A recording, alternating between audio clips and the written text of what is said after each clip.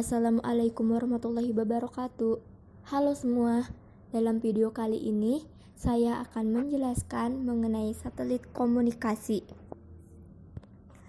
Nah, ini adalah gambar dari satelit komunikasi. Selanjutnya ada pengertian dari satelit komunikasi.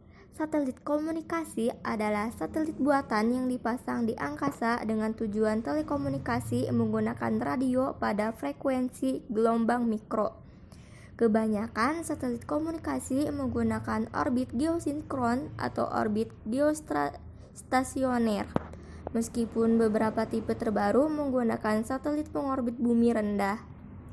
Setelah itu ada gerak satelit. Satelit bergerak di angkasa mengelilingi bumi atau revolusi dengan kecepatan tinggi agar tidak jatuh ke permukaan bumi. Satelit juga mengalami gaya gravitasi, terutama gaya gravitasi bumi, bulan, dan matahari. Kemudian disimak juga ada cara kerja satelit komunikasi. Secara umum, komunikasi satelit sering dikatakan sebagai kegiatan menerima dan memantulkan atau mentransmisikan sinyal dari dan ke bumi atau yang disebut uplink dan downlink. Sinyal yang dikirim dari stasiun bumi ke satelit bermacam-macam sesuai tujuan atau peruntukan satelit itu dibuat.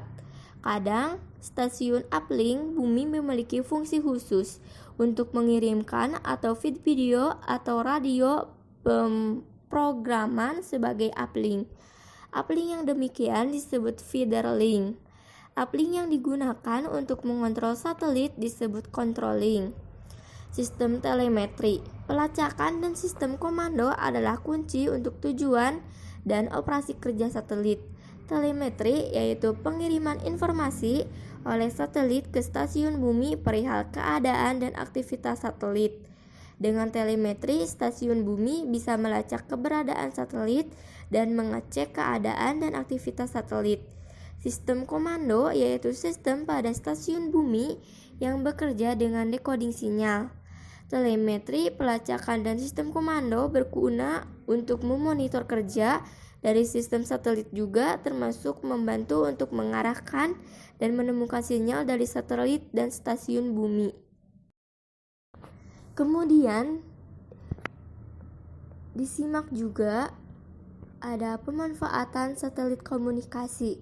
Satelit komunikasi berfungsi sebagai sistem komunikasi jarak jauh, misalnya untuk layanan telepon, televisi, dan internet. Selanjutnya ada dampak negatif dari satelit komunikasi. Di sini terdapat 4 dampak negatif, yaitu dapat membahayakan bumi jika satelit tersebut hancur dan bagian dari satelit yang hancur tersebut jatuh ke bumi. Kemudian menjadi sampah luar angkasa saat satelit tersebut tidak digunakan lagi. Dan yang ketiga, dapat mengganggu sistem tata surya jika satelit tersebut keluar dari orbitnya. Dan yang terakhir, satelit dapat rusak jika ada aktivitas yang tidak biasa bagi satelit. Misalnya seperti ada badai matahari dan hujan meteor. Dan yang terakhir, ada dampak positif dari satelit komunikasi. Di sini terdapat 3 dampak positif, yaitu untuk sarana telekomunikasi, manusia bisa berkomunikasi dengan cepat, dan manusia juga bisa menggunakan alat elektronik.